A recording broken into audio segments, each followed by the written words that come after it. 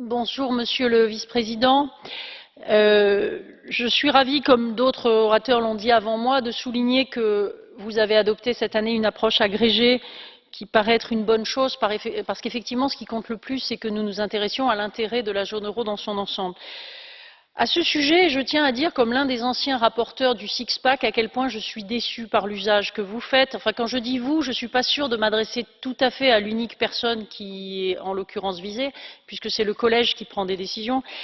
Mais l'intention du législateur, quand nous avions fait le six-pack, c'était de rendre les règles moins susceptibles d'être interprétées, pour ne pas dire tordues, en fonction de compromissions ou de compromis politiques.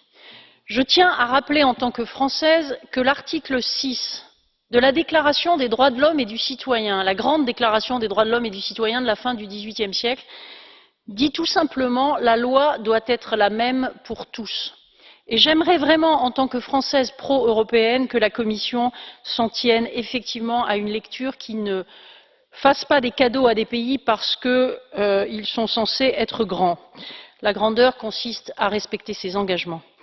Deuxièmement, sur la sévérité de ce que... Enfin, on a l'impression, quand on entend ce débat, d'ailleurs vous avez vu les foules que ça rassemble dans ce Parlement, que chacun, en fait, ne s'adresse pas aux autres Européens, que chacun s'adresse à son opinion publique. Et on commence à assister aux méfaits d'une double démagogie. Dans certains pays, la démagogie étant d'insister sur la sévérité de l'application de la règle sans se préoccuper des conséquences. Et dans les autres, on a des partisans de la flexibilité qui finissent par perdre de vue que le but était quand même d'avoir des règles.